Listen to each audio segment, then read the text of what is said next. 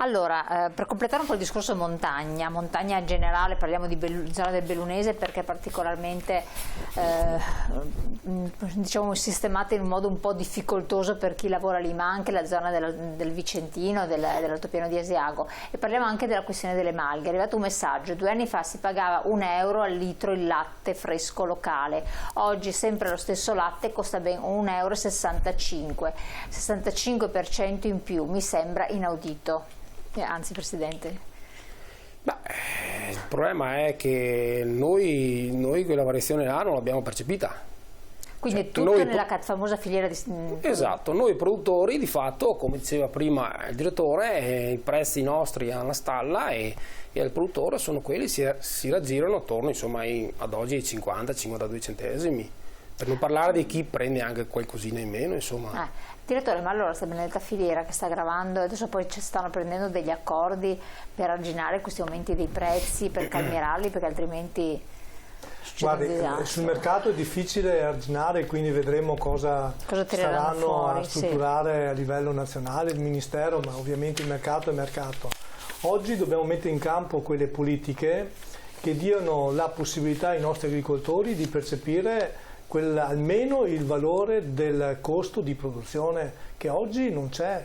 Oggi non c'è in alcuni settori, ortofrutta, ma anche e soprattutto allevamento, i nostri produttori producono sotto costo, anche se poi vediamo che il prezzo finale nei supermercati aumenta anche del 60, 65%, 70%, ecco. Togliendo il fatto che gli agricoltori hanno comunque avuto negli ultimi 2 anni un aumento di costo di produzione altissimo, basti pensare alla parte dell'energia che è aumentata quasi dell'80%. Ecco, quindi questo è il punto. Noi dobbiamo mettere in campo quelle politiche che diano la possibilità di oggi fare un ragionamento e di lavorare effettivamente con la filiera, cosa che oggi non c'è, e quindi i contratti di filiera devono essere strutturati, devono essere fatti con però la possibilità e con quell'elemento importante che mettono gli agricoltori al centro dei contratti di filiera e non la grande distribuzione. Ecco, questo penso che sia uno degli argomenti che CIA Agricoltori Italiani sta portando avanti insieme anche alle altre organizzazioni, ma però ecco, questo è il punto della questione. E soprattutto quei prodotti in cui vengono fatti su aree marginali, aree diciamo interne come quelle di montagna, ancora di più là dobbiamo valorizzare quel prodotto, perché sono prodotti tipici di quel territorio e hanno la necessità di essere valorizzati e essere quindi pagati al giusto prezzo. Assolutamente. Un altro messaggio: gli italiani sono stanchi di tutti questi aumenti. Oggi una serata con amici al ristorante ti costa minimo €100 per 2 persone, quando una volta con 60-70 euro te la cavavi. Oramai siamo in America che per mangiare fuori lo devi programmare.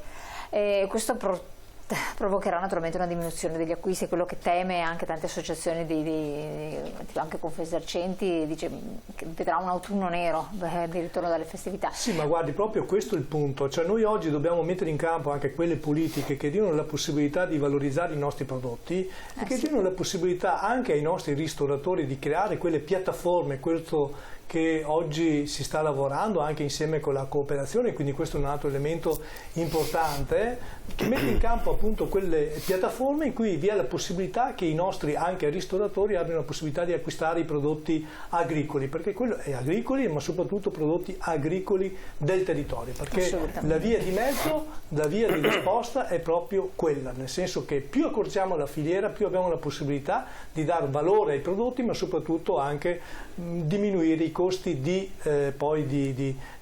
costo del ristorante, ma anche i costi di produzione a finale del prodotto agricolo. Certo, assolutamente, anche se bisogna dire che quest'estate i ristoranti ci hanno dato dentro, con i prezzi, non solo i ristoranti, un po' in generale tutti hanno abbondato, sia che fosse con prodotti del territorio, non del territorio, comunque c'è qualche parte, e mi sa dato che i lavoratori non hanno guadagnato di più, perché ho interpellato diversi lavoratori del settore dipendenti, non avevano stipendi più alti, per un po' come gli agricoltori, no? Cioè sempre quello è il margine, poi però da qualche parte sti soldi rientrano. Stiamo parlando dei lavoratori, ma non parliamo dei nostri pensionati, di quelle categorie più deboli del nostro territorio che oggi vanno a rischio proprio anche di fare le visite mediche o di curarsi, quindi per capire la difficoltà anche che purtroppo anche nel Veneto oggi abbiamo in alcuni settori. Restiamo sempre in montagna, c'è un'altra peste che invade queste zone ed è una cosa da non trascurare, il bostrico, no? Che cos'è? Abbiamo delle immagini di veramente ettari e ettari di pini secchi, pino l'abete rosso in modo particolare, e quindi capire che cos'è, perché è un insetto, un parassita piccolissimo, che assomiglia a che cosa? A una pulce?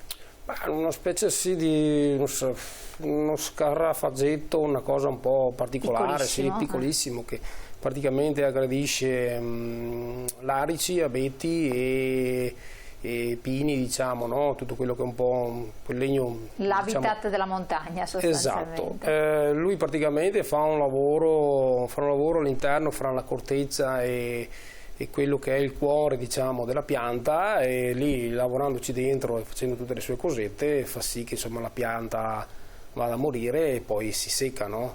Ma non è del territorio, è arrivato da fuori, non c'era? Diciamo, esatto, no, c'era, però era in forma molto limitata, è stato sprigionato dalla famosa tempesta Vaia, quella ha sprigionato un po' quello che era un piccolo problema, diciamo, no? Vaia di fatto ha mosso fuori questo parassita che, diciamo, ad oggi è un grosso problema, perché ormai ci sono veramente centinaia di ettari compromessi e non è ancora finita, perché purtroppo anche negli ultimi anni, col discorso delle temperature sempre molto miti anche in inverno, che non fa più magari un inverno, diciamo, come quelli di una volta, come si dice, no? Con parecchia neve e molto rigidi, lui ovviamente prolifica, si muove e lavora molto di più di prima. Quindi che soluzione c'è e questo cosa comporta per voi? Ma le soluzioni, io sento un po', insomma, chi è dentro in merito, che lavora appunto sul problema, dicono che è abbastanza difficile da contenere. L'unica cosa da fare è riuscire a marginare, diciamo, il suo lavoro, no? Dove lui lavora bisognerebbe essere bravi ad operare in modo tempestivo e violento, cercando di esportare. Quindi eradicando quegli alberi, esatto, che sono malati e mettendo magari delle specie, esatto, più resistenti. E dopo bisognerebbe appunto fare anche un progetto, insomma, cercando di capire anche che quando non sia più quella tipologia di bosco là e di foreste, bisogna sicuramente sostituirle. Qui credo che ci voglia appunto un progetto che magari sia un po' promosso anche dalla regione, dove si vada a identificare un po', insomma, quelli che possono essere le piante più adatte per far sì, insomma, che il bosco ritorni ad essere magari un bosco diverso, però sicuramente vigoroso e di sostanza, e operare. Certo, intervenire. Questa è un'altra di quelle problematiche. È un grosso problema. Sì, guardi, queste problematiche riguardano i nostri, naturalmente, agricoltori boscaioli, ma riguarda il paesaggio. Infatti, ma anche la tutela del territorio. Assolutamente, il paesaggio. Se noi andiamo oggi a vedere, no, nel Comelico, nelle Dolomiti, ma non solo, ma anche la parte di, tra l'altro, come ha detto bene il Presidente, il bostrico colpisce le piante deboli. Quindi chiaramente le piante deboli con Vaia sono quasi tutte diventate area veramente di terreno del bostrico. Oggi vediamo boschi morti e quindi il paesaggio viene meno, e quindi oltre al paesaggio anche la parte turistica e la parte agricola. Quindi oggi vi è la necessità di intervenire in maniera importante su questo. In che maniera? Magari anche e soprattutto con i comuni, ma soprattutto anche, a nostro avviso, con un ente specifico, potrebbe essere anche un commissario straordinario, perché i commissari straordinari capiamo che sono quelle persone che possono intervenire in maniera specifica, senza tante autorizzazioni, senza tanta burocrazia che purtroppo oggi c'è. Si deve eliminare la parte malata e rimpiazzarle con piante autoctone di quel territorio. Certo, cambierà la tipologia del bosco, però faremo di nuovo che i boschi siano ancora boschi vivi, in cui vi è la possibilità di vedere la grande montagna e i grandi paesaggi. Si deve intervenire su questo, ma si deve intervenire con urgenza, perché il problema del bostrico è un grosso problema delle nostre montagne, ma che oggi sta creando anche difficoltà nei nostri territori. Quindi bisogna assolutamente intervenire, soprattutto su questo Veneto Agricoltura, che è il nostro ente, che deve fornire anche eventualmente le piante. Avevamo dei vivai importanti anche nel Bellunese, certo, che in qualche maniera, in qualche anno veramente sono diminuite la loro attività, che dobbiamo riprendere questo tipo di attività in maniera tale da avere la possibilità di dare risposte concrete a un territorio che oggi ha necessità di avere risposte. Assolutamente. Direttore, l'altra questione che è urgente, se ne parla ma forse non se ne è capita la portata, ne accennava anche lei all'inizio, è quella a proposito di malattie, di peste suina, no? E che è strettamente legata anche al discorso dei cinghiali. In montagna magari i cinghiali forse non ci sono. No. Ah, ci sono anche i cinghiali anche in montagna? Ah sì? Sì, purtroppo questa è la mia ignoranza, pensavo che... No, abbiamo un grosso problema con i cinghiali.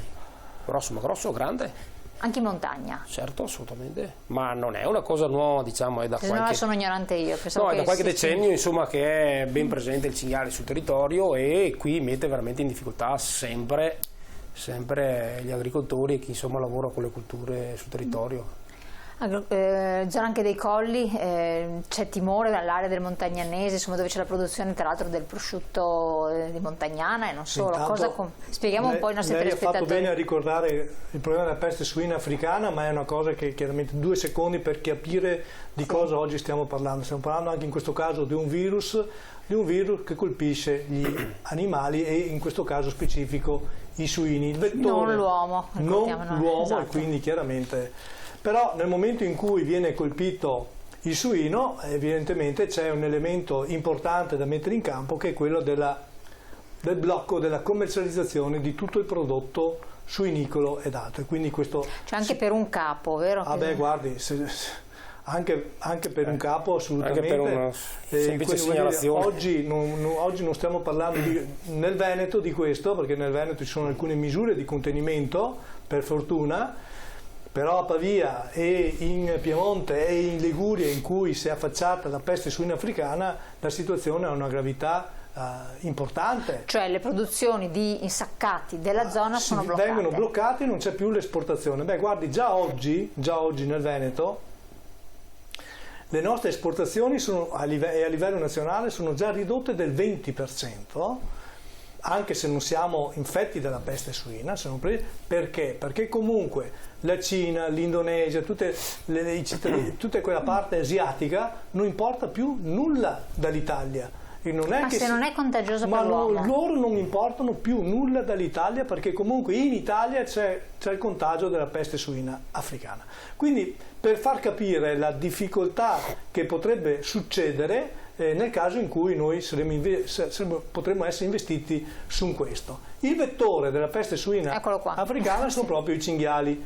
2,4 milioni sono i cinghiali più o meno a livello nazionale e più o meno 80.000 cinghiali sono nel Veneto. E allora la domanda il primo piano. Sì, allora la domanda che noi ci facciamo, il cinghiale, oltre ad essere il vettore di questa malattia infettiva, è anche portatore di tanti danni alle nostre aziende agricole, aziende anche vitivinicole, ma oltre a tutti i danni che fanno a livello idrogeologico, scavando nei monti o nelle pianure, poi creando difficoltà su questo. Ecco, mangia l'uva, l'abbiamo visto prima. Mangia l'uva, abbiamo già nei colli già riduzione del 25-30% della produzione, perché poi i cinghiali si mettono là e mangiano tutti i grappi. Vabbè. Ma oltre a tutto quanto questo, che già molte volte noi lo mettiamo in sottolineatura su questo, oggi il problema ritorna sempre quello: noi dobbiamo modificare la 157, dobbiamo modificare quella legge che oggi impone la possibilità, che a noi oggi ci deve dare la possibilità agli agricoltori, ma non solo agli agricoltori, alle istituzioni, del contenimento dei cinghiali, perché questo è l'altro aspetto. Noi dobbiamo contenere questa specie, che oggi è una specie invasiva. Ecco, su questo noi dobbiamo dirlo in maniera precisa. Lo avevamo detto qualche anno fa: attenzione che non succeda la peste suina africana, cosa che è successo. Ricordo che in Romania e altri paesi dell'est tutte quell'area sono comunque infestate, compreso anche in parte anche la Francia ed altro, ma comunque sono già infestate dalla peste suina africana, e quindi è una situazione di difficoltà a livello europeo. Quindi ecco, su questo dobbiamo tutelarsi. Ecco, quindi le nostre aziende oggi si stanno tutelando con la biosicurezza e quindi con degli investimenti strutturali delle nostre imprese agricole,